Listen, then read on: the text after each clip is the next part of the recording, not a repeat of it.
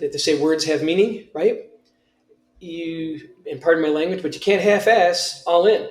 If you're going to go all in, you got to go all in. You got to dive in head first. Fire, earth, wind, water. This is the Elemental Educator. And now your host, Tyler Como. Hello and welcome to the Elemental Educator podcast. I'm your host, Tyler, and today we have a special guest ready to empower you. Mark is an award-winning speaker, author, visionary behind I Am for Kids, the groundbreaking program revolutionizing elementary education and youth entertainment. With over 2 decades in self-development field, Mark has collaborated with legends like Brian Tracy, Zig Ziglar, and Anthony Robbins, bringing powerful tools of self-empowerment directly to children. Mark's passion for personal growth began in high school, shaped by a challenging upbringing. These experiences allow him to connect deeply with the struggles many children face today. His innovative programs, such as I Am, the Power of Your True Identity, I Am for Kids, and Power to the Pupils, have transformed lives, empowering kids to discover their true potential. Join Mark on this empowering journey to help your children create their own empowering identities and lead successful, fulfilling lives. Mark, welcome to the Elemental Educator podcast. It is a pleasure to have you here today. It's a pleasure to be here. Thank you for having me. Absolutely. I want to start by diving right in and just understanding, how did you get to where you are now? It's a long story because I'm a fairly old guy, but like I said, I'm a glutton for personal development. So I can't tell you the last novel that I read, but I'm always either reading a book to make me better, listening to podcasts, etc., watching YouTube videos, etc. I'm a glutton for information to be able to try and do that. So I guess you absorb enough of it, and then you try to teach enough of it that it just starts to take hold, I guess you could say.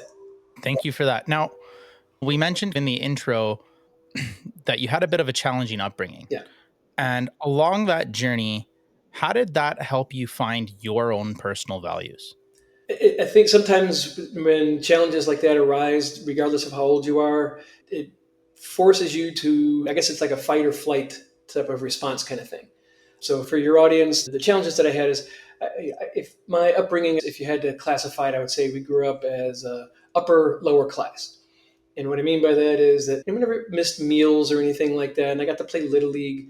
But I do remember several times when I was growing up when the family was on food stamps, stuff like that. We never owned a home, things of that nature.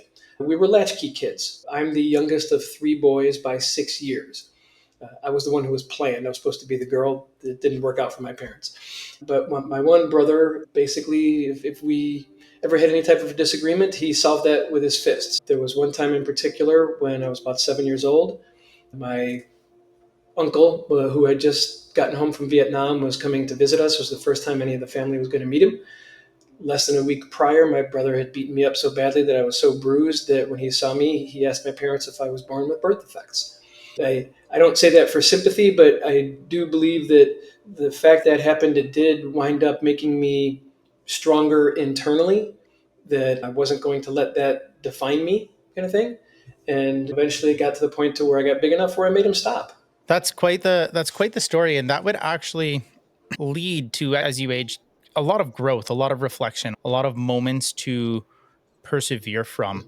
And Mark, Earth represents our core values, and it's that root, and it's in your beliefs.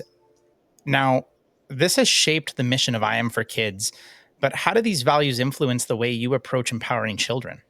I think it's odd that you mentioned perseverance right off the bat like that, because to me, that's the number one trait that we're all born with. I firmly believe that every child, every one of us was born with everything that we needed to be successful throughout our lives.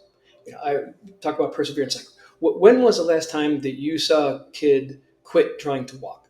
It just doesn't happen, right?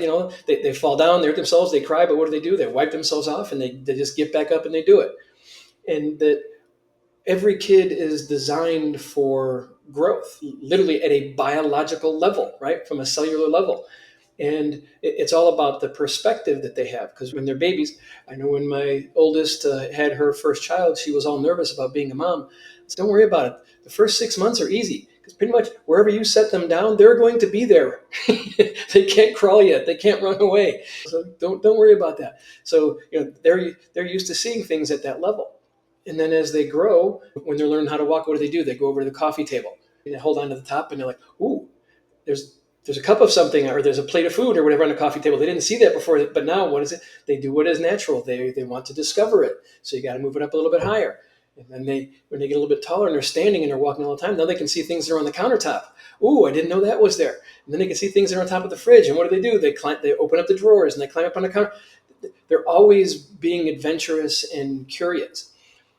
It's those things that are, for lack of a term, I don't mean to mock my situation, but that are beaten out of us when we're growing up that actually keep us, I think, from being more successful, but even more importantly, just being happier, because we're always happiest when we're growing. That's so true, so valid, and a good analogy and a good way to put it. Now, bringing in your experience in that challenging environment, you do have a very unique perspective. How do you incorporate the life lessons that you've learned along the way, along with these core values, to help children that are struggling in similar situations?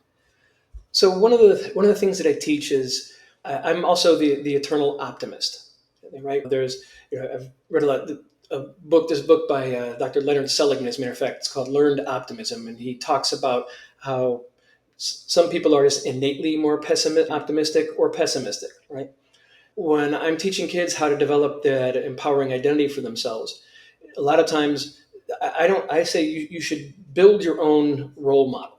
And it doesn't necessarily have to be one person. It can't just be like, I shouldn't just be your role model. You might think that I'm a great person, but there's things that you can take from other people that are in your life that can build on and make that role even bigger, as opposed to just me kind of thing.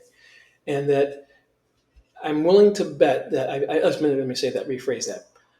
I found that even the most horrible person probably has at least one character trait that you can find to say that I don't like that person. I don't like what they stand for. I can respect this one thing, whatever that happens to be. So that even if you're in a situation, and unfortunately there are kids who they don't really have positive role models to take after. But if they can take this piece from that person, this piece from that person, they can actually come to that role model that they can start to model themselves after. So true. And you allude to a very powerful growth opportunity in the idea of collaboration and having a collaborative mindset and putting yourself out there and connecting with others. Now, in your book, The 10 Secrets to Empower Kids and Awaken the Child in You, how do you convey this importance of core values, not just to children, but also adults? And is there a core value that resonates the most with your readers? So the book is actually designed to be a conduit to the parents through the kids. Because I have yet to meet a parent who doesn't want their kid to have a positive identity for themselves, who doesn't want them to be more successful, happier, etc. Kids are way smarter than most adults give them credit for. They just are, right? You learn some of the like youth sports and stuff like that where they don't keep score at certain ages. I guarantee you, if you go down the bench and you ask the kids who's winning, all that kind of stuff, they know. They keep score, right? They know who the better players are in the team and who the worst players are in the team. Those types of things. So trying to put that over on the kids, please. So if you as a parent want that for your child, and then your child is going through the program and they're starting to get it and they're really starting to grow into that identity, and they ask you about yours and you don't have an answer, now they pretty much know that you're full of it, right? In terms of what the key core value, I would say it's what I had mentioned a little bit before, that the number one is the perseverance. We all know somebody who starts a lot of things but never seems to finish them. And then as we get older, a lot of those times those people get so efficient at it that don't even bother starting to do anything like that, because they know they're not going to finish it, or why bother, kind of thing. So to me, the two most common, or not most common, but the most important ones are perseverance, is to never give up on whatever it is that you're going after. So you can maybe have to alter your path that you might have thought that you had to do, but to never give up. And then the second part is that curiosity, because truly believe that once a person loses curiosity, regardless at what age, is that their horizons then fold up to become the walls of their box. That's so powerful. And perseverance resonates a lot with our air element, which brings in the idea of adversity and facing challenges and needing to persevere through them. Can you share a significant challenge specifically that you faced, maybe in the development of I Am for Kids, where this air element of adversity needed you to persevere through it? There's been a few, but I would say probably the biggest one, the biggest hurdle is I started this up in Illinois. I'm down in Florida now, but I started up in Illinois. And I'm not sure how much you or your audience, if I'm not mistaken, I think you're up in Canada. Am I correct on that? Right? Yeah, but we do have listeners in the Yeah. States. So they may or may not know, but when they financially rank the 50 states, Illinois is recently ranked as high as 49. Okay, it's usually 49 or 50 in terms of what a financial mess it has been. It's getting a little bit better, but there was some times right that were coinciding with when we were building I Am for Kids when it was at its worst. So when we first started off, we were relying a lot on grants that came from different state agencies. The financial situation the state was in got so bad that they basically stopped paying the grantees. I'm confident that a lot of the ones who were politically connected got their monies, but for the most part, most of us didn't. So we really had to scale back, and it got to the point to where we really didn't get much of anything other than some of our own fundraising, which was enough to keep the doors open, but not enough to thrive. You have to adapt and overcome, as a line from one of my favorite movies, and just figure it out and move on. But you never ever give up. So, how do we get that mindset into people listening, people you're working with, that never give up, persevere? It's all about that mindset. What's the first step people can take to start to adapt that? There's two parts to it. Number one is the conscious decision. Right? Is you have to decide that if it's not innate in you, that you have to decide that you have to make it innate in you. So that's the first part of it. The other part of it is that emotions are, well, most people don't realize it. People think that emotions are up here, but they're actually they're a physiological response.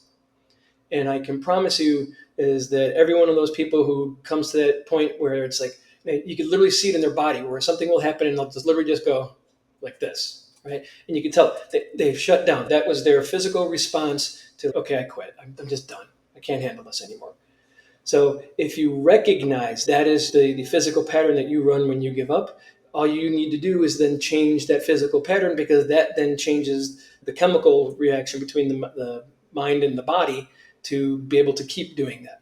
And if you do it with enough intensity for a long enough period of time, this will become this to where, okay, you're pushing back on me. I'm going to come back even stronger just to show you that you're wrong. It's about that idea of fighting for yourself, standing up for yourself, being there for yourself, and showing up for yourself. Absolutely.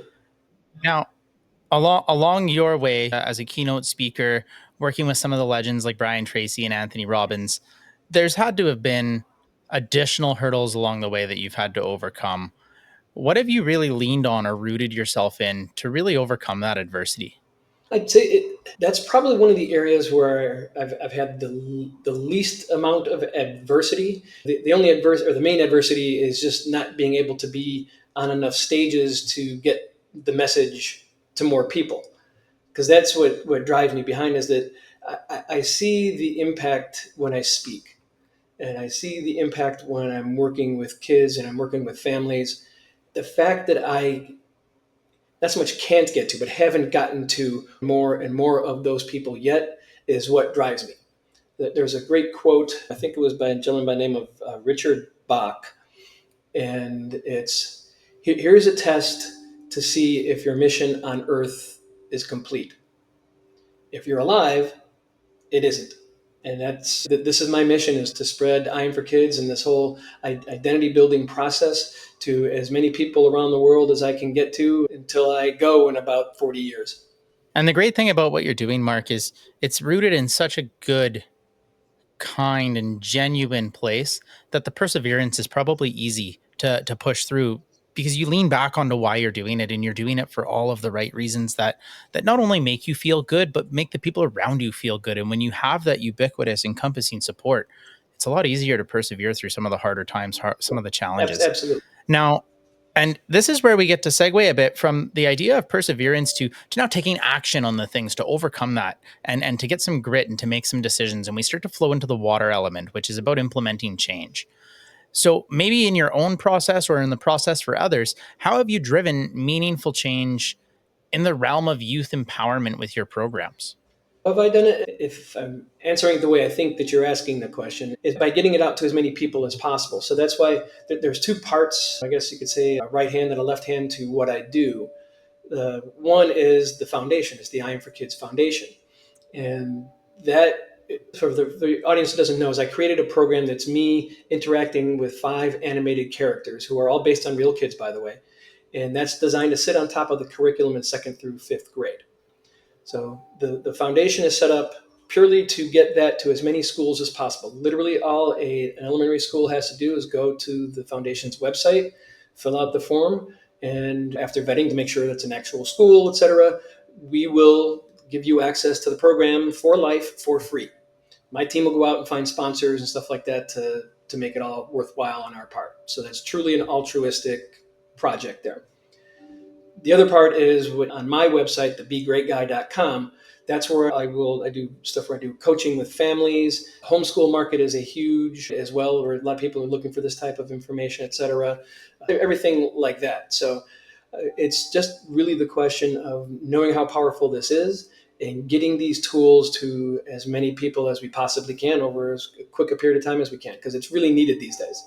And that sounds really powerful. The curriculum map to, is it specifically for Illinois? No, once again, not knowing what the standards are in Canada, but I'm assuming that we would comply. We looked, and it's compliant with all the SEL standards in all 50 of the United States. Wow, that's incredible. And it sounds like a great program for educators out there. A free program is always a good program as long as you vet it and do the work yourself. And you must have an incredible team if they're willing to do the work out there for you. So that sounds amazing. And the I Am for Kids program, it aims to be integrated into schools nationwide within the next 10 years. What strategies are you using to implement this ambitious change? And how are you addressing potential resistance? In terms of how we're looking to do that is, like I'd mentioned, how the foundation went on hiatus for a little while, and we're in the process of building it back up.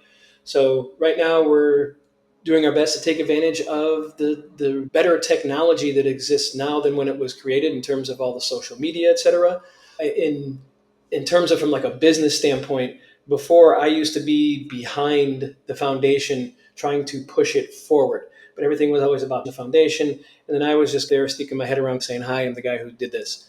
Whereas I've gotten some good advice from some really smart people saying that I need to be the brand and get out in front of the foundation and pull it along, because I have a better personality than an object that is a foundation. What a great way to go about it. It's so clear that your perseverance, your message behind it, you're actioning it yourself. And there's something to be said about modeling your own words, and you do it so well. Thank Your nomination for the Chicago Innovation Award highlights your ability to drive change. Can you discuss what this innovative movement is and the approach you've taken, especially with that I Am for Kids, that's had such a significant impact? In terms of being innovative, in my opinion, it shouldn't have been. Because I actually wrote an article on this a few years back about how really until probably the mid to late 1800s, nobody really thought about kids. Kids were nothing but small adults, and they were treated that way. Right? They went to work in the mines and in the factories and stuff like that. And it really wasn't until the Industrial Revolution to where they could replace the kids with machines. And who would you rather have if you're an employer? A stronger, quicker adult, or a small child that had to have 4 of to do the work of one man, kind of thing, right? It wasn't then until then that they started to think about what are we going to do with kids, and really schools became much more commonplace. And then you go until the 70s or so, when everything became about everybody's, stop grading and all that kind of stuff, and you don't want anybody to feel bad, which went to the other extreme.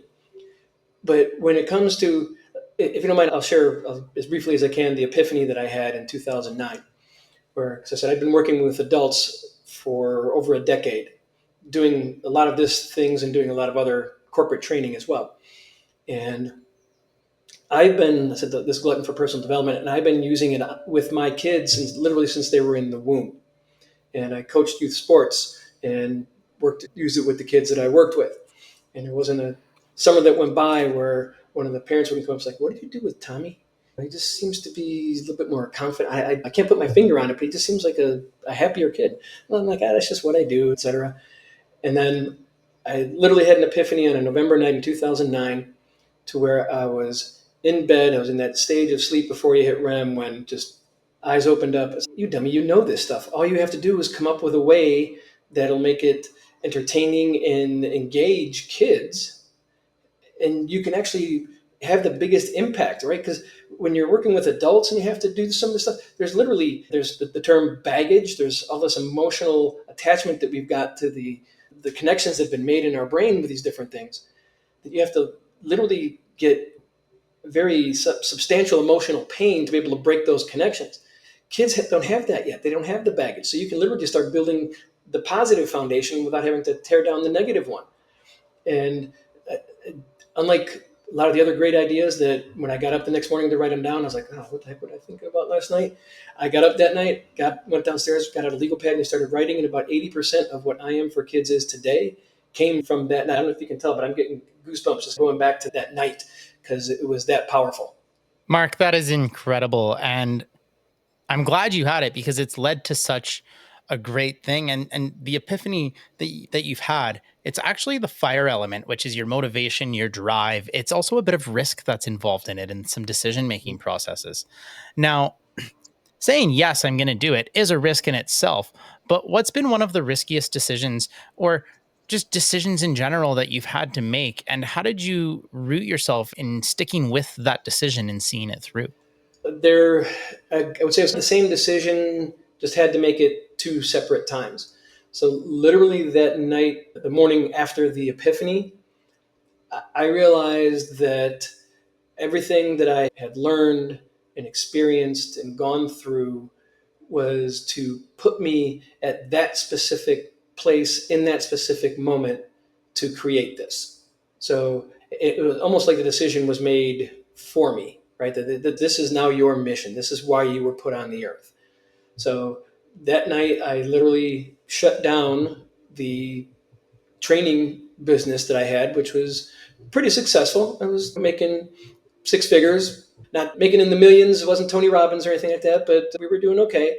But I said that this is what I was put on the earth to do, and I know what it's going to become. So I fulfilled the contracts that I had, but basically didn't create any new content or anything around that.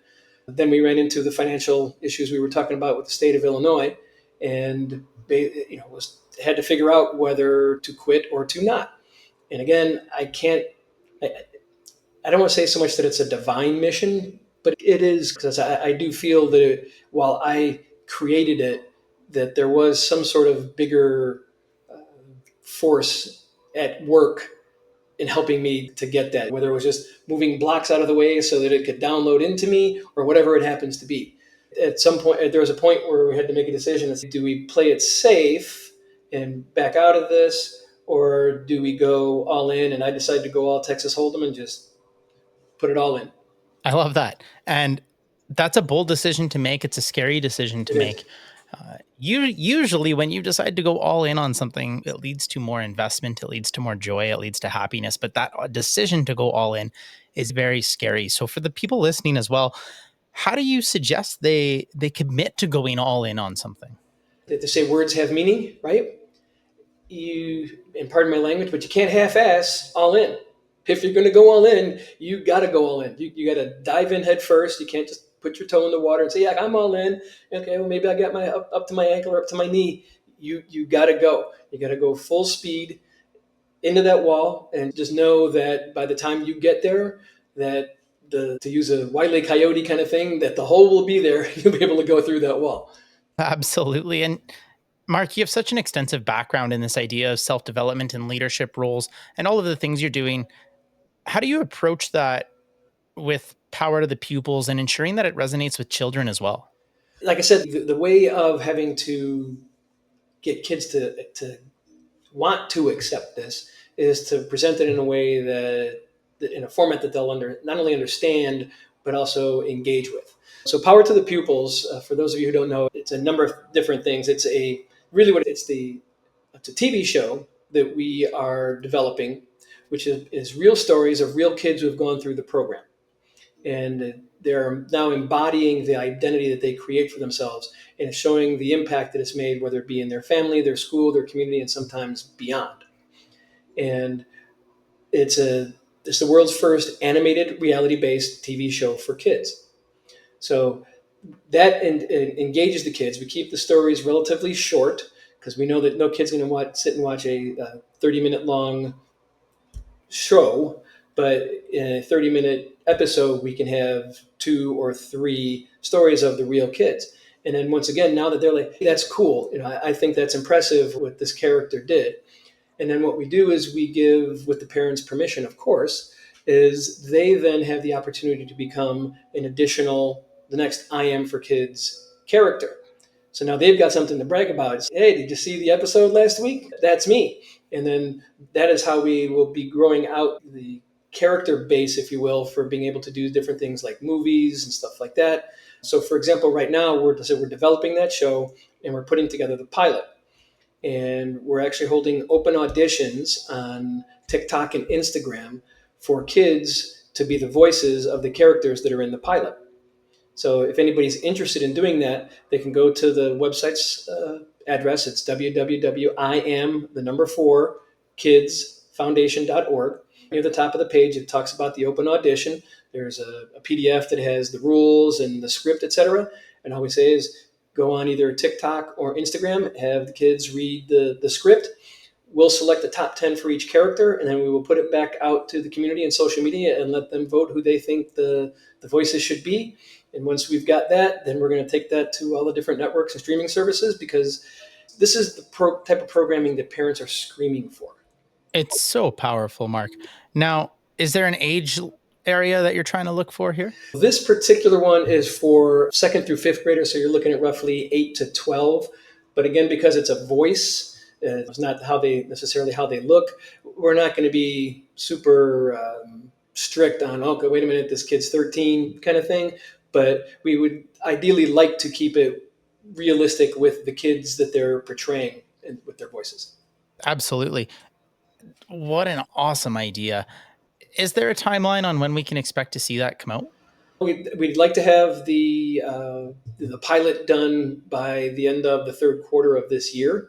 So then it's just a question of finding a service that's smart enough to pick it up.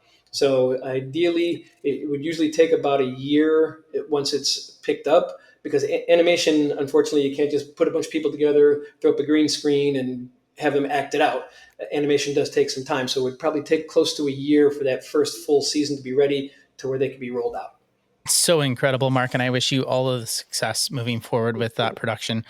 Once it's out, we know that it's going to be a great thing, and it's rooted in being there for kids. And I know that you're going to see it through with your value of perseverance, where this is just a matter of when, not a matter of if. Exactly. Now, with that, you're such a busy guy, Mark. Your collaborative ebook contribution alongside industry giants, it must have involved a lot of risk again. When I say risk, I say a lot of decisions that need to be made.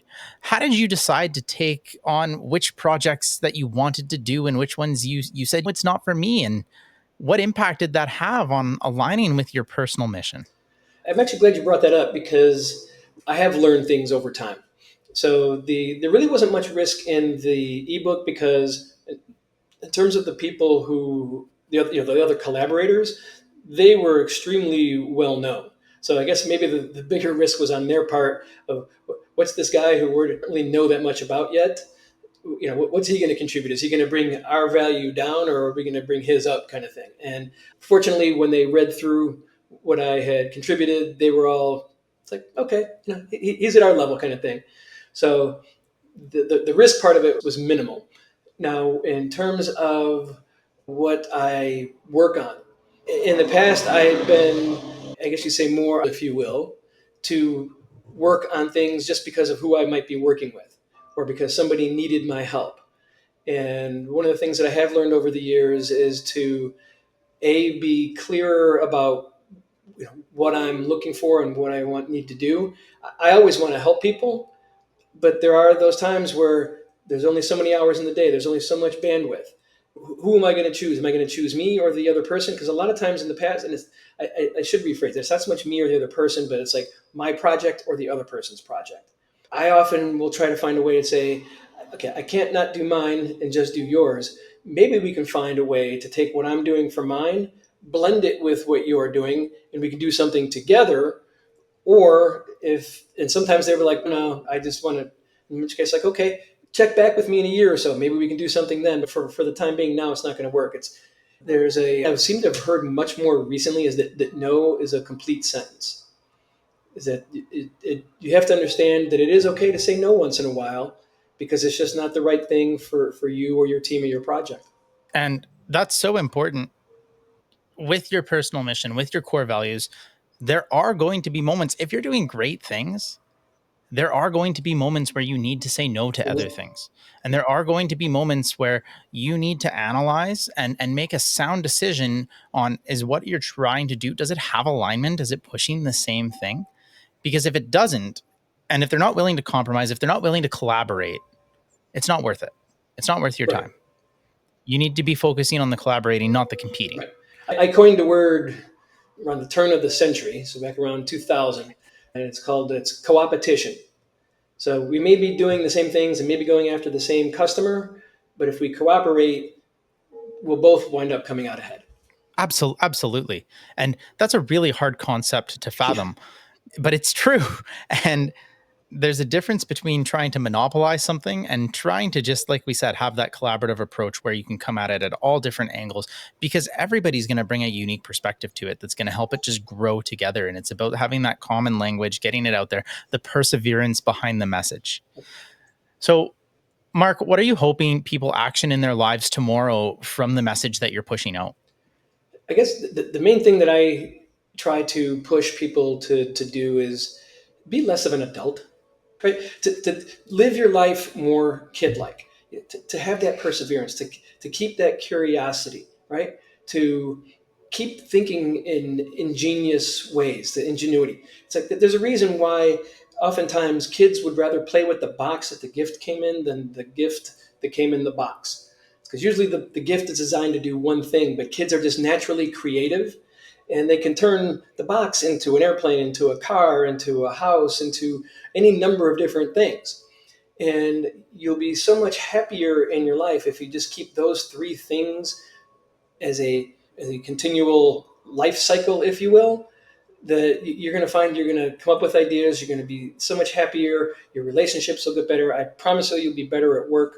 So just be more of a kid. Just keep growing. Break down the walls of that box that we talked about earlier. So that's why kids haven't built that box yet. That's why they have so much fun playing in the box that the gift came in. You're going to love what you do, and you're going to have fun. And I can't think of anything better for your life or your career than doing something you love and doing something that's fun. Yeah. Because that's what's going to get you up every day, is you're going to love everything that you do, and you're going to be inspired to do more. Bring back your innovation, bring back your creativity, bring back play, have fun with it.